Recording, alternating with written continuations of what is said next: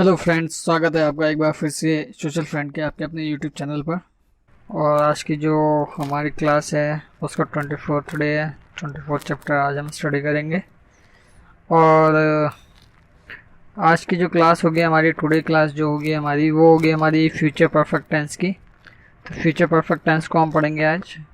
तो future perfect tense क्या होता है उसके बारे में हम जानकारी लेंगे।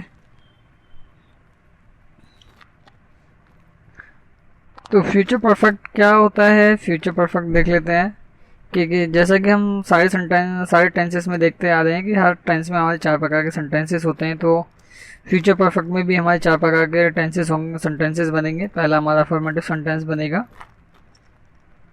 दूसरा हमारा नेगेटिव सेंटेंस बनेगा, तीसरा हमारा इंटरोगेटिव सेंटेंस बनेगा और चौथा हमारा नेगेटिव प्लस इंटरोगेटिव सेंटेंस बनेगा। तो ये 4 प्रकार के सेंटेंसेस हमारे फ्यूचर परफेक्ट टेंस के अंदर बनेंगे। तो फ्यूचर परफेक्ट में अगर हम बात करें तो हिंदी में पहचान क्या होती है, पहचान को हम देख लेते हैं। फ्यूचर परफेक्ट की पहचान क्या होगी। तो फ्यूचर परफेक्ट की जो पहचान होती है वो होता है चुकेगा, चुकेगी या चुकेंगे। अगर किसी भी हिंदी के वाक्य में अंत में अगर चुकेगा, चुकेगी, चुकेंगे आता है तो वो हमारा फ्यूचर परफेक्ट टेंस होता है। तो मेकिंग ऑफ सेंटेंस हम देख लेते हैं। First person, second person, first person I और वी और सेकंड पर्सन यू। तो अफर्मेटिव की जो फॉर्मेशन होती है वो हमारी होती है subject plus helping verb plus verb की third form plus object plus other words. तो ये हमारी फॉर्मेशन होती है। तो एक एग्जांपल ले लेते हैं हम, मैं जा चुका होऊंगा। तो मैं जा चुका होऊंगा या मैं जा चुकेगा। तो चुकेगा तो नहीं बोलते हैं हम, तो हम इसको ये बोलेंगे मैं जा चुका होऊंगा।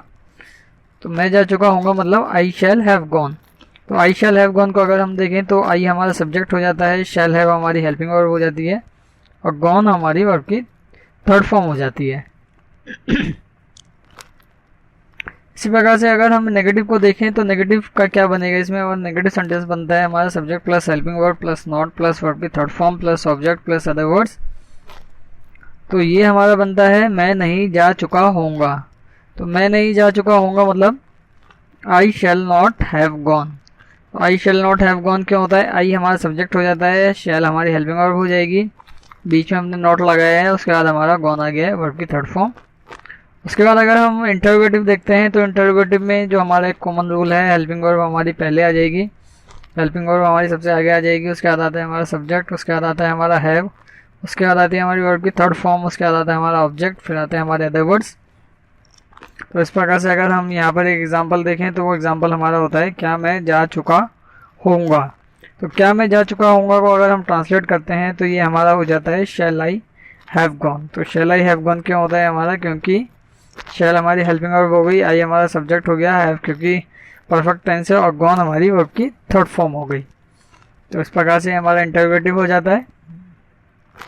इसके बाद जो हमारा बनता है वो हमारा बनता है नेगेटिव प्लस इंटरोगेटिव। तो नेगेटिव प्लस इंटरोगेटिव जो बनता है हमारा वो कॉमन रूल जो है हमारा वो रहेगा, हेल्पिंग वर्ब हमारी आगे आ जाएगी, उसके बाद हमारा सब्जेक्ट आ जाएगा, उसके बाद हमारा नॉट आएगा, उसके बाद हमारा हैव आएगा, उसके बाद वर्ब की थर्ड फॉर्म, उसके बाद ऑब्जेक्ट, उसके बाद अदर वर्ड्स।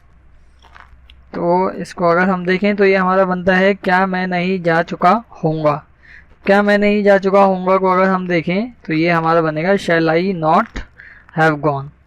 तो वो ये इसका फॉर्मेशन देख लो, शैल हमारे हेल्पिंग वर्ब हो गई, आई हमारा सब्जेक्ट हो गया, नॉट क्योंकि नेगेटिव सेंटेंस भी है, हैव परफेक्ट टेंस है और गॉन हमारी वर्ब की थर्ड फॉर्म हो गई।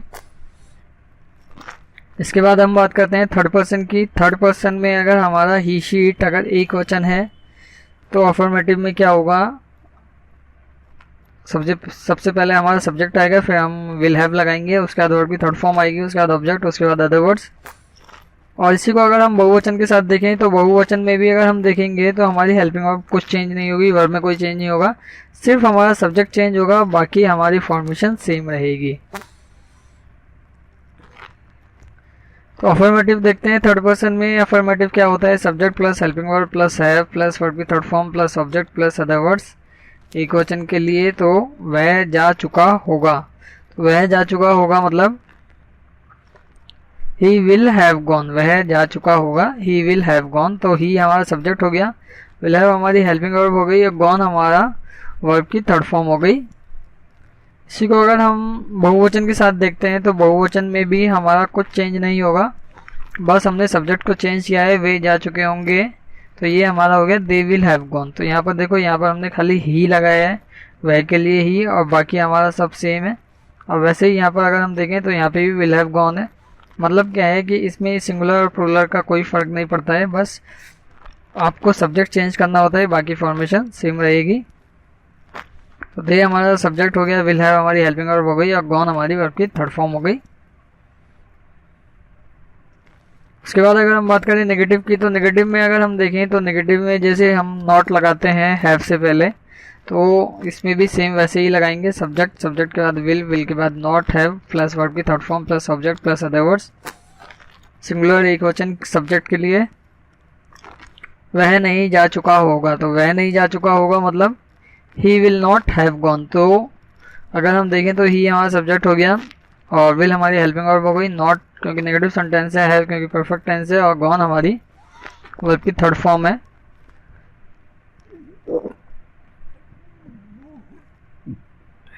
सेम अगर हम इसको बहुवचन के साथ देखें, प्लूरल के साथ देखें, तो प्लूरल में भी ये सेम रहेगा, वे नहीं जा चुके होंगे। तो वे नहीं जा चुके होंगे मतलब they will not have gone. तो समझने वाली बात यह है कि इसमें एक वचन या बहुवचन के साथ में कोई चेंज नहीं होगा, सब कुछ सेम रहेगा, बस हमारा सब्जेक्ट चेंज करना होता है। उसके बाद अगर हम बात करें इंटरोगेटिव की, इंटरोगेटिव टेंस सेंटेंस में क्या होता है, इंटरोगेटिव सेंटेंस में जो हमारा जो कॉमन रूल है वो रहेगा कि हमारी हेल्पिंग वर्ब आगे आ जाएगी, मतलब विल हमें आगे लगाना है, क्योंकि इसमें एक ही हेल्पिंग वर्ब लगती है विल हैव, तो विल हम आगे लगा देंगे। उसके बाद हमारा सब्जेक्ट आएगा, उसके बाद हम हैव लगाएंगे, उसके बाद वर्ब की थर्ड फॉर्म लगाएंगे, उसके बाद ऑब्जेक्ट आएगा, उसके बाद हमारे अदर वर्ड्स आएंगे। तो एक वचन हो चाहे बहुवचन हो, दोनों में सेम रहेगा, क्या वह जा चुका होगा। क्या वह जा चुका होगा को अगर हम ट्रांसलेट करते हैं तो ये हमारा हो जाएगा विल ही हैव गॉन। तो विल ही हैव गॉन क्यों होता है,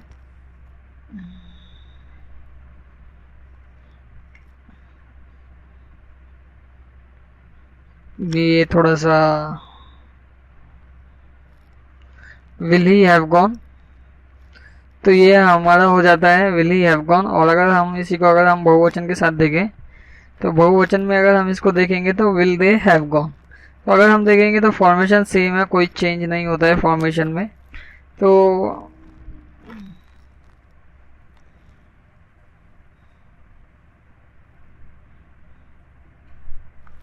ये थोड़ा सा देखेंगे, ये यहाँ पे थोड़ा सा मिसप्रिंट हो रखा है, यहाँ पर ये हैज़ आया हुआ है और यहाँ पर ये हैव आया हुआ है, ये थोड़ा सा मिसप्रिंट है, इन दोनों की जगह पर विल आएगा। तो इस चीज़ को ज़रा देख लेना। इसके बाद अगर हम देखें नेगेटिव इंटरोगेटिव को अगर हम बनाएंगे थर्ड पर्सन के लिए, तो जो हमारा फर्स्ट पर्सन के लिए था सेम हमारा वही रहेगा, कोई चेंज नहीं होगा। तो एक एग्जांपल ले लेते हैं, क्या वह नहीं जा चुका होगा। तो क्या वह नहीं जा चुका होगा मतलब will he not have gone. उसी के साथ अगर हम इसको बहुवचन के साथ देखते हैं तो बहुवचन में हमारा हो जाता है क्या वे नहीं जा चुके होंगे। तो क्या वे नहीं जा चुके होंगे मतलब will they not have gone. तो अगर हम सही से देखें तो एक वचन हो चाहे बहुवचन हो, दोनों में हमारा सेम रहता है, उसमें कोई फ़र्क नहीं रहेगा। तो इसलिए हमें खाली सब्जेक्ट चेंज करना होता है और कोई चेंज नहीं करना है हमें इसमें। अगली क्लास जो होगी हमारी वो होगी हमारी फ्यूचर परफेक्ट कॉन्टिन्यूअस टेंस की। आई होप यू गाइस आपको वीडियो पसंद आया होगा। अगर वीडियो पसंद आया हो तो लाइक ज़रूर करें, और अगर कोई भी कन्फ्यूज़न है तो कमेंट करके आप हमें बता सकते हैं। और यदि आप चैनल पर पहली बार आए हैं तो चैनल को सब्सक्राइब ज़रूर करें ताकि ऐसे यूज़फुल वीडियोस आप मिस ना करें। और सब्सक्राइब के साथ साथ आप बेल आइकन को भी प्रेस करें ताकि कोई भी वीडियो जो आता है सबसे पहले आपको मिलने वाला हो सके, आपको नोटिफिकेशन आ जाए और आप जो है आपसे कोई भी इम्पोर्टेंट वीडियो मिस ना हो। और दूसरी चीज़ ये है कि यदि आप प्रैक्टिस मटेरियल लेना चाहते हैं या स्टडी मटेरियल लेना चाहते हैं तो आप हमें कांटेक्ट कर सकते हैं।